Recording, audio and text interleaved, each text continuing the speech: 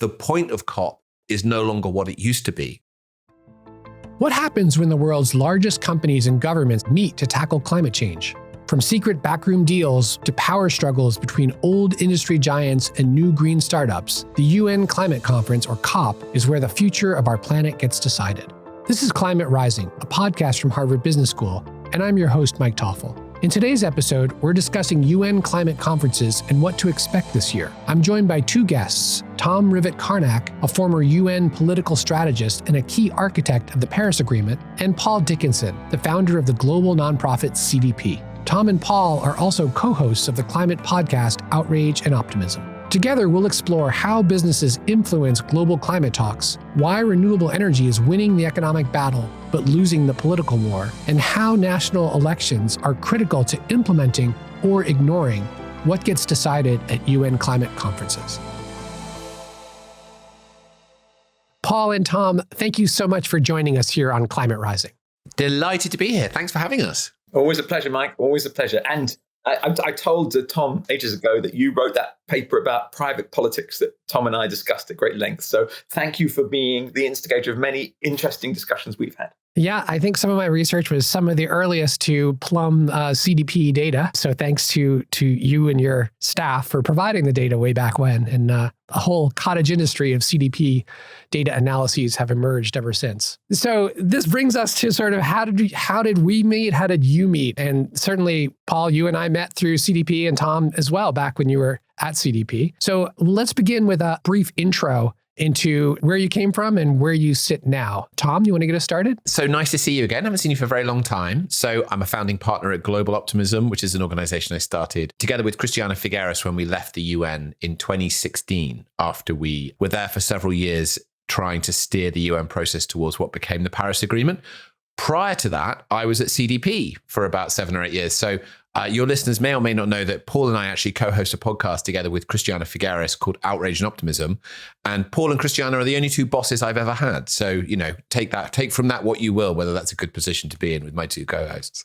Great. I did not know that. All right, Paul, how about yourself? Well, I'm going to introduce a third boss for Tom, which is Gaia, or our planet, because actually just Monday, just a week ago, Tom and I were at the funeral of our beloved shared teacher, Stephen Harding, who kind of got us both into climate change. So I think Tom has basically introduced me. I founded CDP with some other people 24 years ago, and I've gone on to also do a podcast with Tom and involved in various other things, looking at particularly transition and how companies can profit from the transition to a low carbon society. But lovely to catch up with you in New York at Climate Week. Yeah, so we're recording this now a few weeks after New York Climate Week and a few weeks before COP in Baku.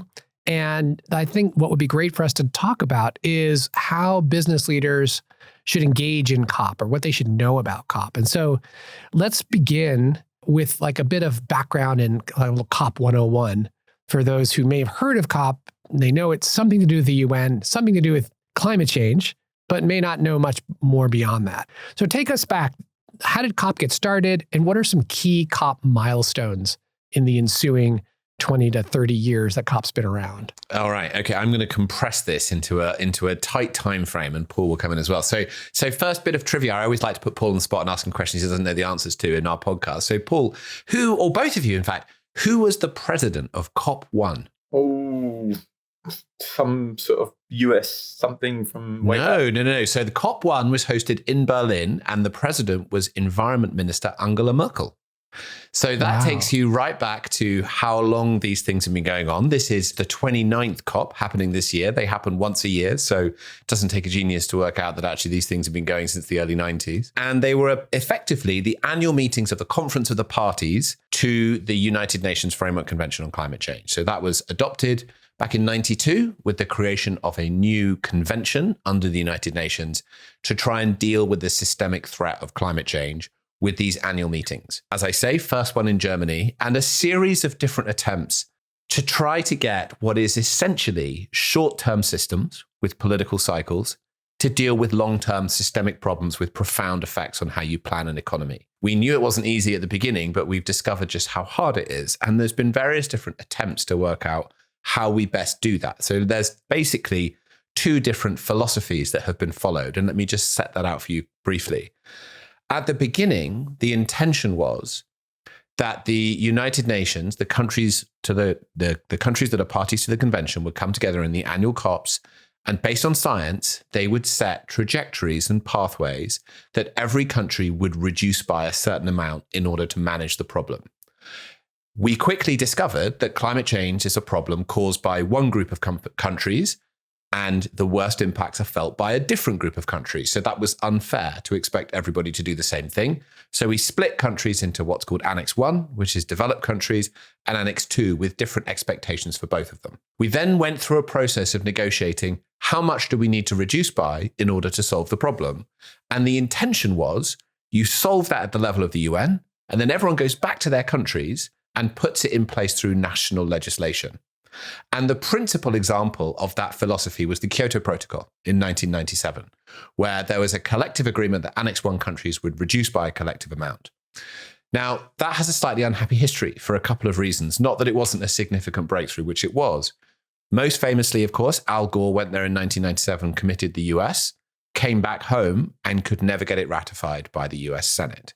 So therefore, because international treaties of that type need to be ratified, the US never really participated. The second was that the Canadians signed on to the Kyoto Protocol, but then it became clear they weren't going to meet their commitments, for which there was a penalty under the UNFCCC. And the day before it was going to be clear that they weren't going to meet it, they simply pulled out of the convention. So those were two sort of learnings that we got around really how do you get countries to come together and make long-term plans for significant change, and what's the intersection between national sovereignty and collective action. So that was philosophy one. As I recall, at least as a US news consumer, that another complication of Kyoto, at least in the US context, was, well, what about China? Right. Which was at the time classified as a developing country, but rapidly growing, and its emissions were overtaking the US in terms of the single largest emitting country. And folks were worried about the competitive implications of imposing potentially costly legislation in the US or in Europe, but not on China. That seems to me also part of the complexity of that approach. 100%. No, it's a very good catch, which is, of course, if you freeze time in 1992 and then assign who has responsibility based on where we were then, of course, the world changed fundamentally even to 97. But then beyond that, you know, in a way that makes it unrecognizable. So you're exactly right. There was another kind of injustice there, which is China is now one of the world's largest emitters, at least today, if not historically. And so therefore, you need to kind of keep up with that challenge. Right. So fast forward then to the years that led up to the Paris Agreement, and there was a different philosophy that was adopted in the years ahead. You have a collective goal to say we will be net zero by the middle of the century. The long-term objective is to solve this, and we will get there by a series of 5 yearly steps. And every 5 years, we will come back together and we'll make a commitment for the next 5 years. A bit like me saying, I want to lose a stone in weight, and my target by the end of this month is to lose 2 pounds. And at the end of a month, I'll come back and say, now I'm going to set the target for the next month. Theoretically, after the first month, I've lost a bit of weight. I'm feeling healthier. I've got up off the couch and I started going running. So I can be you can be a bit more ambitious as you get towards the end of that curve. That was the philosophy behind the Paris Agreement of 2015. Great. And two big changes there, if I remember correctly. One is everyone was expected to make a commitment, this target, this just nationally determined contribution. They were also, as you mentioned, sort of customized to your context. So you got to declare your own pace of change. Those are two big changes from what the Kyoto Protocol was, which was a uniform target by only a small subset of the countries, the large emitters at the time. Is that right? That's exactly right. Having spent 22 years having corporations reporting annually on their progress on greenhouse gas emissions and their strategy, I've always called the Paris Agreement just CDP for countries. I mean, the difference, frankly, is that it's every 5 years and not every 1 year. And I think, in an ideal world, countries would be coming back every 1 year. But the real reason I make this point is the great power, I think, in geopolitics is what I would call peer group pressure and the court of public opinion. And so I do think the genius of the Paris Agreement was to provide a mechanism for the better selves of nations to arise into a process where they were watching and competing with each other. And that also allows a new economy to sort of jump in and fuel what's going on. Interesting observation, Paul, that Paris was CDP for countries not that CDP was cops for business. Interesting way around. It's sort of an insight into your psychology. That's the way around we see the world. Anyway. I'm just speaking on behalf of the of the economy that is not the government. Please carry on. Fair enough. So this peer group pressure, I totally get that, but it's interesting. That's a bit of a double-edged sword, right? Because peer group pressure works when ambition is the pressure, when you're ratcheting up. But in a world where people are worried about the cost implications, there's also a potential flip side of this, which is, a race to the bottom. So how do we ensure that the peer group pressure goes up and not down? You assume that zero carbon technologies are more expensive over the duration of their existence, which is a presumption in your statement. Sorry to leap in and not correct you exactly, but raise a question. Yeah, no, I mean, my question is just, it seems to me like the political rhetoric can turn this peer group pressure on its head and be a race to the bottom rather than a race for aspiration, which maybe is a little bit as to what happened with Canada after the US, and maybe I think Australia also was in and then they were out. I think that was due to this perception that it's costly, even, in the short run for sure, maybe not in the long run, depending on the industry and the technology. But the short run is the political cycle, right? With 2 or 4 year elections. Under the Paris Agreement, every country has made a firm political commitment, but through a binding international agreement, to meet the long-term goal and to follow the 5-yearly objectives. So that's already stated, and no country has said that they are not committed to the Paris Agreement now. I mean, obviously the US was the only one that was the case for a while and now is back in. So yes, you're right. And at the end of the day, these things are nationally determined. But in a world where sovereignty is paramount, as it should be under the UN process, there's no world. And I mean, there are some people who think, well, the UN should just impose these ideas and make countries do something. That's a complete misunderstanding of how this form of geopolitics and international agreement making works. It has to be done based on national interest, based on economic benefit to that country. That's the only way we actually get sustained action towards shared goals. You have to align those objectives. But if I could leap in and remind you, Mike, of your paper that you wrote about CDP, I think in 2008, you said what surprised you was that so many companies were coming forward and disclosing when they didn't have a regulatory obligation to do so, but rather it was sort of pressure from shareholders and pressure from society. So I do think we're inventing a new kind of politics here for nations, but I think it does have its seeds in a new kind of politics for business as well, a new way for organizations to show up in the world and to engage with the court of public opinion, which leads to the new industries and new investment opportunities. Yeah, totally agree. All right, so let's talk about what COP actually looks like when you're there. So now that we have a bit of a background. So at COP, as I understand it, I've never been, but as I understand You've never been to a COP, Mike. You have to come to Baku. Come on. Well, let's see. Maybe at the end of this conversation, you'll convince me. I think of it as sort of 3 concentric rings here. In the center, and maybe that's not the right way to think about it, but you tell me. So at the center are these actual intergovernmental negotiations, and that's closed to everyone but government bodies. And then surrounding that is a zone where you need a pass to get in, and that's businesses, NGOs, maybe some other government people who are let into these hallowed halls and have meetings and chit-chats, and there's some speakers and so on. And then surrounding that is a public accessible space, which again has companies and NGOs, a little bit like a trade show or something like that. Is that the right way to think about what's going on when you show up? I think that's 100% right. But Tom, you've been closer to the center of that onion. Is that an accurate description? Well, I mean, I think what's interesting about that is I would say historically that's absolutely true. And that there's the center and the core of government negotiations. And then outside you have concentric rings of those who are not directly involved in that, but engaged in other activities. And those who can be led into what's called the blue zone, which is the UN zone, can be up to like 80 to 90,000. So they're huge, and only 8 to 10,000 are involved in negotiations. But those numbers reveal something, which is that actually, as we have reached agreements on where we're going, and as countries have put in place national legislation and collective plans, the objective on climate change has shifted from one of creating ambition to one of implementation. And actually much more interesting now is not what do you say you're going to do in 2035, but are you really making progress? Have you put legislation in place? Are you putting regulations in place? Are you moving forward? So the really interesting part of COP, I would argue, has now shifted from what governments are doing to all of the multi-stakeholder engagement that sits around that. What kinds of public-private partnerships, what kinds of international alliances can get created that would actually enable us to implement these objectives. So I think there's been a bit of an evolution now where the point of COP is no longer what it used to be, which is the international negotiation. It's broader than that, which makes it a little bit less easy to understand, but ultimately more fit for purpose in terms of what we need now. And let me just sort of double click, if that's the phrase. Yuck, I hate it when I use jargon.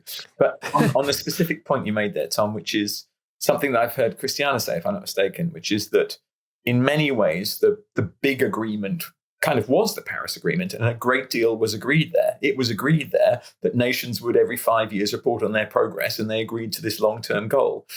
So you get a situation whereby, I said the private sector is 4/5 of the economy, which it is. 9 out of 10 people inside the blue zone may well be from not government, should we say. And this is why, for example, Climate Week in New York was enormous, and there might even be less people going to Baku. You could even start to see a global infrastructure for the private sector emerge. What we do have is the UN system holds together the national conference of the parties. There isn't actually a global business UN. How does business globally organize itself? At the top of a mountain in Switzerland at Davos? I don't know. What's the role of business in each of these three circles, before, during, or after COP? We'll start with the inner sanctum first. It seems like they're not allowed into the government negotiations, I'm guessing, but they might have some influence with lobbying and so on ahead of time. Is that the case? So it's not necessarily true they won't be allowed in there. So many of the negotiations happen in public, and certainly on the floor of the UN where countries are making formal statements. Business can attend that if they have observer badges for the UN. There will be private negotiations in closed door, which will be a subset, but that's where much of the most interesting grappling actually happens with the implementation of this. And I would say in that area, business needs to be really clear about what it will take to enable them to participate in the transition. And some of that happens at the COP, but much of it happens at home. A country will go to the COP with their negotiating lines well determined to say, this is where we're coming in, and here's our fallback position on any number of issues that are under negotiation in that particular COP. And they will be preparing that statement for the negotiators to go in for 6 months prior to a COP, once they know what the negotiation streams are and the tracks are. And during that time, they will hold consultations, and they will certainly meet with businesses in their countries to get a sense of how business is responding to those particular issues. And certainly it's true that fossil fuel companies can be pretty active, depending on the country, engaging with their national governments, trying to encourage them not to advance international policies that would be against their commercial interests. That's been true all along in the COP process. It's somewhat difficult to determine how extensive that is, because it might happen in capital before they come to the COP themselves.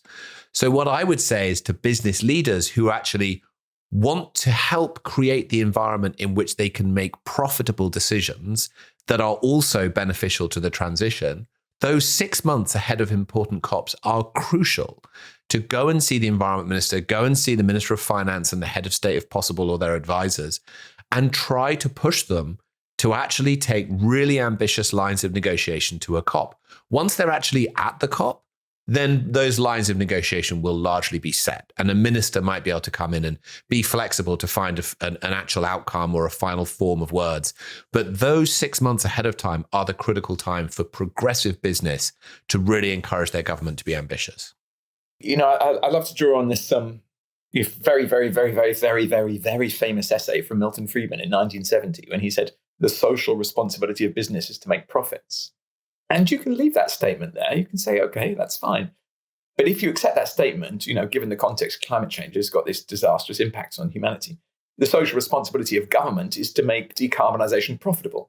So just as Tom says, you want to go to your government and you want to kind of make, the two most important questions. I've spent my career asking companies questions. To me, the two most important questions are what policies are stopping you from getting to net zero, and what policies do you need to get to net zero? And that's where I think business can actually help crowdsource the policy response for government to get this to happen in time. Because just to put this in a context, science is telling us we've got to reduce emissions of 5% a year.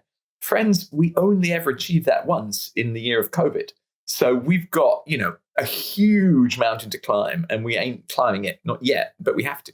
Now, bringing your other world into this conversation of CDP, or your prior world, Tom, in your case. So I recall maybe a decade ago or so, CDP expanded the questionnaire that it asked companies to say not only how is climate affecting your organization and what targets are you setting, but then you bolted on some important questions about policy engagement. Are folks using that opportunity to describe how they're trying to influence national policy and COP negotiations, or are people a bit shy about being too explicit about that?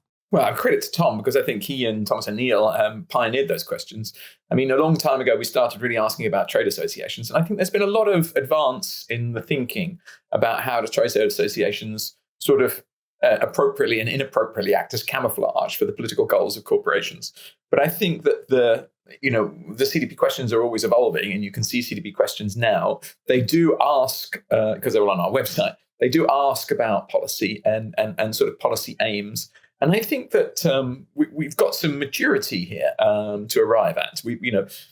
There's probably quite a long history of corporations engaging with government to sort of maybe stop things. There have been, corporations advising governments about, tweaks to policy that, would be advantageous. For example, arguing over how much tax to pay is pretty common for corporations trying to sort of maximize return to shareholders. You would expect that. But the realm of corporations going to government and sort of saying, well, actually, if we're going to decarbonize at 5% a year, then we're going to have to really think about linking our innovation function with our strategy function, with our public affairs function. That's a really new area where we need brilliant academics from leading business schools to help guide us. Tom, any thoughts on this? Well, I mean, I think that I hope, and Paul knows better than me, but I hope this has changed a bit in the last years. But I remember when we were coming up with those questions that you describe, and Paul and I went to see a few friendly, very progressive businesses in the UK to kind of road test some of these and say, well, how would this land? And going to see one that I won't name now, but they made the point, all of their progressive, positive credentials, and we'd done our research ahead of time. So we said, well, how about the fact that you're actually part of the British Chamber of Commerce, which is itself part of Business Europe, which is the biggest lobby group in Brussels, and they're pushing for all of these different things that are counter to what you just said you were standing for. And actually, to his credit, this guy was appalled. And he hadn't made that connection between these two different things. And I think there is a kind of shadow element of how the lag that's in the system between the economic benefits, the public perception benefits, the public desire for real change, and yet this lag in the business system that still seems to be holding up a previous model of what we're seeking, that I think we need to play a better role in joining the dots on in order to try to accelerate that, because it's still slowing us down. Yeah. I mean, it seems like the fundamental problem that we see in domestic politics is going to just be perpetuated here on the international stage, which is that there's a small set of wealthy companies who perceive themselves as having lots to lose by more aggressive climate policy, and lots of companies that have some to gain, and some have lots to gain, but a lot of them are startups or new entrants and don't have the political power to lobby at the same level that large established companies that feel themselves potentially at existential risk due to more aggressive climate policy. That seems like the collective action problem that we face at the local, state, at national level, and as well at the international level. Is that your perception as well? Yeah, certainly. And I think that kind of goes deep in all kinds of ways. So you mentioned Climate Week. So I was at various roundtables with ministers and international organizations a couple of weeks ago, where everybody was talking about the next phase of the COPs that maybe we'll talk to a bit later about the need to step up ambition. And I think my takeaway is everyone was quite lost, and they didn't really know how to make this next jump happen. And as you kind of get under the skin of that, what I learned was that countries have kind of put in place policies that have fundamentally shifted the economics of energy, right? Wind and solar are the cheapest form of new power. Most countries around the world, more people are involved in renewable energy, employed in renewable energy in the United States, for example, than in historical coal mining or other jobs. And yet the politics hasn't shifted. So you still find a situation where you don't get rewarded politically for advancing the solutions that are economically beneficial and create more jobs. And so there's a sense of like, well, how do we get the politics to catch up with reality, to give us the political leeway to lead on the international stage. And there's all these lags in the system. And a big part of it, as you've described, is the relatively limited number of companies that are trying to prevent change from happening as quickly as it needs to. Yeah, and I just would throw in a theme of Climate Week, Mission 2025. It's time to unite. There's a rather unfortunate, slightly rude phrase, which is kind of polishing a turd, and the implication here is that you're sort of getting a sharper and sharper focus on the sort of horrible block in front of you. But actually, it's now time to, roll sleeves up and just break through those and flatten those obstacles. You're right in your description of the problem, Mike, but the stat that I find simply fascinating is that investment in clean energy exceeded investment in fossil fuel in 2016. And since then, the gap's been widening. And even though there's been a bit of a recent increase in fossil fuel investment, there's been a far larger increase in clean investment. So the key is, yes, these new industries don't yet have the political power, but let's bolt together whatever we need to bolt together so they do have that political power. The sooner the better. That was all about influencing the government policy, which is enormously important to try and drive the system change we need. Let's talk about the 70,000 people in the Davos-like protected area, but not in the government negotiations, and also the public space. What are the roles of business in those spaces? What makes it worthwhile for companies to show up? Something I often say, which is a sort of slightly bizarre comment, but it's intended to make people sort of perk up in meetings when they're falling asleep, is I would say that the political historians of 2100 would love to be with us now, because we really are inventing something entirely new. I'll give you one example of that. We've had disclosure for a long time, which Christiana famously discussed as like the X-ray. Then we've had, science-based targets and net zero commitments, which are a bit like a diagnosis. But we now have a new bit of real estate coming to the corporation and to the investor, which is a transition plan. And these are fascinating documents. So at one level, I would say people are getting together in the blue zone. They're talking about the evolution of our movement. Because on the one hand, you can say, oh yeah, we're kind of stuck and it's not moving too fast. And that's true. But on the other hand, there's kind of like an enormous amount happening. And it's some sort of strange and I think rather magical combination of planning, technology, finance, and entrepreneurial spirit. And at its best, I think that's what's going on in the blue zone. And at its worst, there's a whole bunch of people who are there and don't really know what they're doing and are probably wasting everybody's time. But it's the former that I find much more exciting. You mean, why is Davos valuable? It's valuable because everyone's there. And if you go, that becomes entirely evident to you. But actually, I was speaking to the CEO of a very large investment bank who said that they've given up their WEF membership because everyone's at COP. So there's a degree of actually everybody's there with a mission and wanting to do something and showing up to try to form those alliances and do all kinds of business. So there's some value to that, for sure. I think that there is also some value to using the media moment to try to shape the outcome, which business leaders can do. We now know that we need to be on this exponential curve towards solutions. And for a while, the eyes of the world to some degree are focused on wherever the COP is based.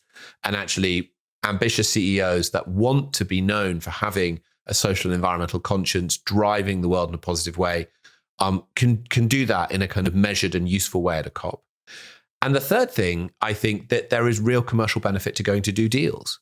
I mean, we've seen in recent years, there are these coalitions that get put together between countries, sometimes cities, investors and companies to do specific things, whether it's to carve out nature-based solutions opportunities or to accelerate deployment of electric vehicles or to drive down cost of renewable energy or accelerate offshore wind. I mean, there are always opportunities to do interesting and innovative deals between companies and other companies and investors and governments. And there's lots of people there that want to do those deals. Often they're curated quite carefully ahead of time so that you can come in and find the role for the particular company.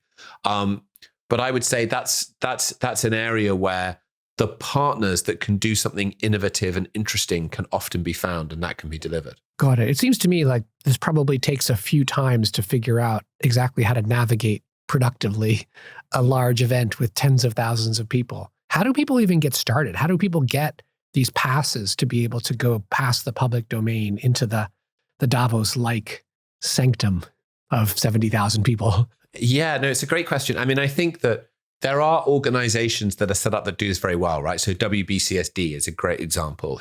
Companies who are members of WBCSD, then they get briefings ahead of time. They can enable themselves to work out how do they get a pass, how do they participate, how do they have a shared presence. The Climate Pledge, which is something Christiana and I have been involved in, also kind of like coordinates and identifies those who've made a commitment to be net zero by 2040.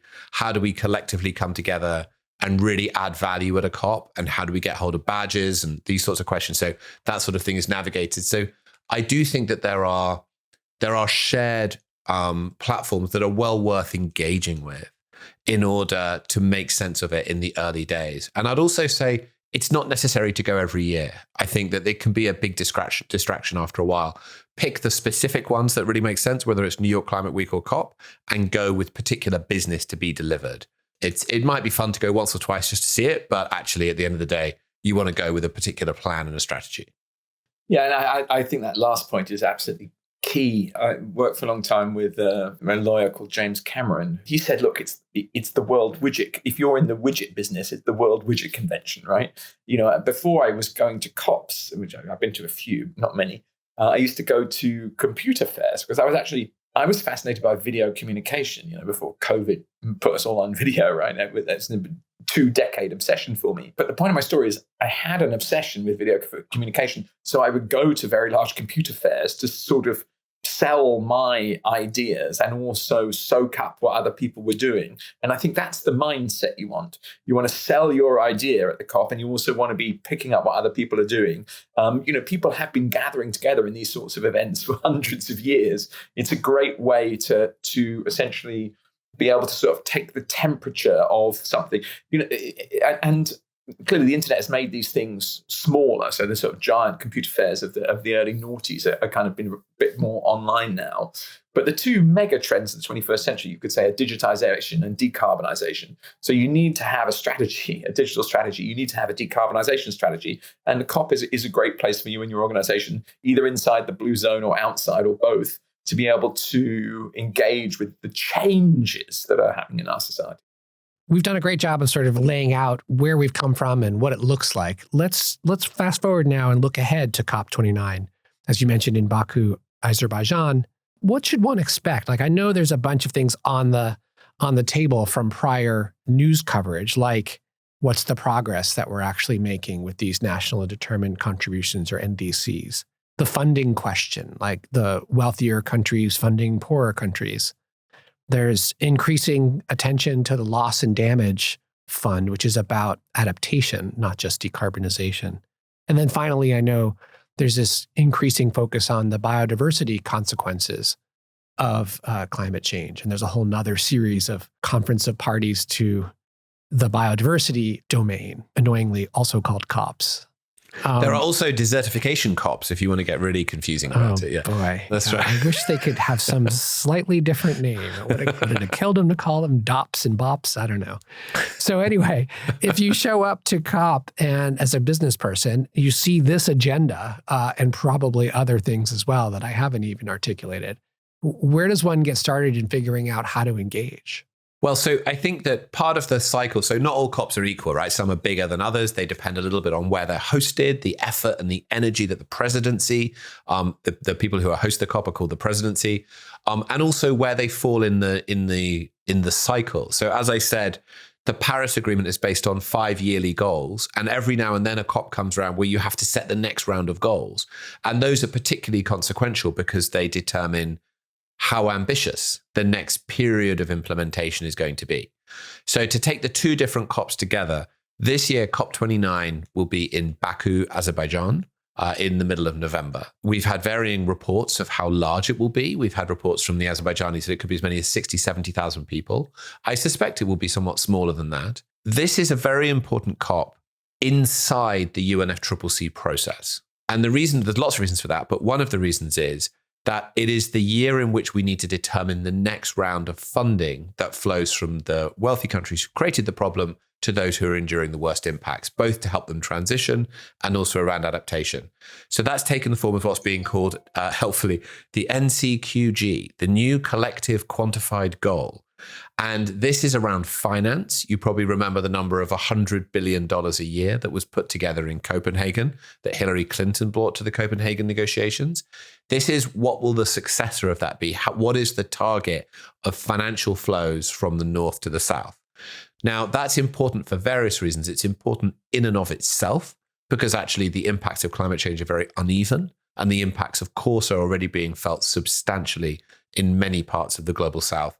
And there are all kinds of financial reasons why it can be difficult for those countries to really recover from disasters, around how insurance works and around how loans work, that mean that these things can be compounding and they never get out of the cycle that they're in.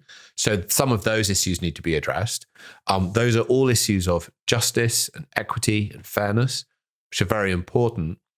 And because climate change is unfair, unless you have a platform whereby finance is deeply involved in the process, you cannot expect countries that have done relatively less to cause the problem to come back with a mitigation goal to also reduce their emissions, unless they feel like they're being fairly treated on finance. So next year in Belém, Brazil, COP30, that is an ambition COP and is likely to attract much more attention as a result of that, because that one, which sets the next 5-yearly round of NDCs, nationally determined commitments, we're used to people saying, if we don't get back on track now, we're going to not be able to do this. But really, we're a long way off track. And unless these NDCs significantly close the gap towards 1.5, there is such a thing as being too late. And time will pass and we just won't do what's required of us. And that will lead to all of these devastating impacts around the world. And we'll begin to lose control of the climatic system, and all of these really alarming tipping points will begin to be breached, and the future that we've all been working so hard to avoid will begin to appear. But we cannot expect that countries will come back to the table in Belém with new nationally determined commitments unless there's meaningful finance in place. So that brings us back to this year, COP29. The reason why the new collective quantified goal, one of the reasons is so important, is because it smooths the way to collective ambition next year in Belém. Now, of course, much of this will be determined by what happens in the United States on the 5th of November, which we can either get into or not get into, depending on your preference. That's a big one, but I'm just going to say one little thing. I'm certainly no expert in the biodiversity COPs, but in very, very simple terms, the largest kind of exchange of greenhouse gas emissions each year is between nature and itself, if you will. And I would say, long story short, most people listening to this podcast have probably spent 10 years, measuring their greenhouse gas emissions going up. But we're still in the kindergarten in terms of measuring our greenhouse gas emissions going down, which is essentially about nature or biodiversity. So, this is a whole big new area, but the other side of the same coin is the climate change discussions. Great. So, Tom, I'll take your bait and ask you to lay out what you imagine, or each of you imagine, are the consequences of the U.S. Election in terms of how the implications actually go all the way to COP negotiations. Well, so, obviously there's a lot that goes far beyond what we can cover now, but I would say this, having lived inside the UN process, it's very difficult for the world to agree collectively on big, ambitious goals without the US firmly behind it. And every ambitious climate breakthrough that's happened at the COP has had as a precursor a deal between the US and China. And that happened before Paris, it happened before Glasgow. And actually, behind closed doors in negotiations, we would often take specific language from that negotiation between the US and China and put it into draft decisions in the COP, because we know that it was acceptable to the US and China. And that was often a pathway by which we got agreement. Now, last time when Donald Trump was elected, he pulled the US out of the Paris Agreement, and the world collectively said, we're still in. And there was this big ambitious agenda in the US where cities and states and businesses all said we're still in. And not a single other country pulled out of the Paris Agreement. And as a result of that, we kind of kept moving. But this time, what we have to see in Belém in 12 months' time is a significant step up in national commitments. And if the US does not come forward, it's unlikely that China would actually bring forward its peaking date unilaterally without the US. They may do for other reasons, but they may not. If they don't, it's almost impossible for the world to get back on track to 1.5. So the fallout of the US not playing its role in international finance, not submitting a nationally determined contribution, may well lead to a kind of fracturing of that international alliance, whereby China doesn't play its role and lots of other countries therefore have an excuse not to be ambitious in their nationally determined commitments. The inverse, if we do see Kamala Harris engaged, maybe John Podesta stays on as the climate envoy, I would imagine then we would see a joint statement in February or March between the US and China that would bring forward China's peaking date, that would have a range of activities that the US would take, that would be a precursor to the textual outcome in Belém, and would be a signal around the world that everybody can now step up and be more ambitious, and there'll be this level of support. So it couldn't be more important to the COP process. And just to say, I don't think that certain industries are spectators in all of this. When Donald Trump missed the kind of primary debate, and he had an interview, I think with Tucker Carlson. Anyway, he spent a lot of time just talking about how they're coming for your gas stoves and windmills are a disaster and electric vehicles are terrible. And then there was this slightly extraordinary story about Trump addressing, I think it was 20 oil and gas chief executives. And there were two sources in the Washington Post article saying that he'd sort of said, well, I could, take all regulation off the oil and gas industry, but, it might be sensible for you to give me $1 billion to get elected. There's always been business messing with elections, but, if a few million people die from tobacco or if, a few hundreds of thousands of people die from asbestos, it's not the end of the world. This is the end of the world, so just wanted to kind of draw that to people's attention, that the potential different vector between a Trump win and a Harris win is significant in terms of climate change outcomes. And, humans will be pondering that vector for a long, long time and very, very heavily. Terrific perspectives on our election. Thank you for sharing that with the link to COP. It's not just yours. Yeah, there's a lot of responsibility. Sometimes great, sometimes not so great in the U.S. in the perception of the U.S. leadership or lack of leadership in this area. Okay, so we're almost out of time. Let me turn to sort of closing remarks or final thoughts, things you wish we had discussed. Any thoughts here, again, with the focus on COP and business and CDP and the other areas that you're involved in? Here's your free pass here. I don't mind kicking off by saying really to every business person listening to this, the best way to predict the weather is to make it yourself. I would really encourage everyone listening to this podcast to just go out there and sort of say, okay, it is understood we are going to decarbonize our societies. How can I maximize shareholder value in decarbonization? How can I make investments? How can I go into new business areas? Marketing, I think Porter said, is giving people what they want. And everyone's got the memo about extreme weather. Trust me, billions of people now know we have a problem with climate change. So how can you configure your enterprise to benefit from taking the right actions on climate change? That's my message. Tom? Yeah, I mean, I would really, I think it's a tough time to be a progressive business leader. I think that actually what you have is the climate movement who are sometimes somewhat intolerant of people trying and not doing it perfectly. And then on the other side, you get the kind of anti-woke movement who are sort of criticizing people for doing anything at all. And I really feel for business leaders that are kind of stuck in the middle of that. I would sort of point out, I've been involved in this now, not quite as long as you, Paul, but for a while, and long enough to see these things kind of come and go. And the underlying reality is the shift in economics, the emergence of extreme weather. There's no doubt about those other things. So there are ways of kind of quietly getting on and doing the right thing. That includes engaging with governments, it includes engaging with employees and customers and others. But there are ways of doing this that don't trigger the ire of the culture wars in our society. And that's clearly good for business, good for the future. And I meant what I said earlier, right? Again, we've become so used to seeing this red alarm light flashing that it's almost like it's not flashing anymore. But at some point, we're actually too late. And no one's coming along to do this for us, right? Either we figure it out in the next few years or we live to regret it. Yeah. I mean, my sense is when companies are individually worried about stepping out, but collectively would like everyone else to be stepping out, we would see some increased motivation for coalition building. Yeah. Where you're going across the proverbial aisle, at least on the corporate side. But special interests are very targeted. Disinformation is rampant, at least in the US. I don't know how it is in the UK. So there's lots of peril involved. So it'll be very interesting to see how this all shakes out. But Tom and Paul, thank you both so much for joining us. Thanks, Mike. Big fan of your podcast, Outrage and Optimism. It's on my feed. I'm a regular listener. I feel like I visit with you guys and Christiana every couple of weeks, and it's a real pleasure to actually get to have a back and forth with you. So thanks so much. Big fans of Climate Rising. Lovely to be with you, Mike. Amazing. Great stuff. Cheers. Climate Rising is produced by Sophie Wong. Craig McDonald is our audio engineer, and I'm your host, Mike Toffel. Video production by The Podglomerate. Thanks for joining us.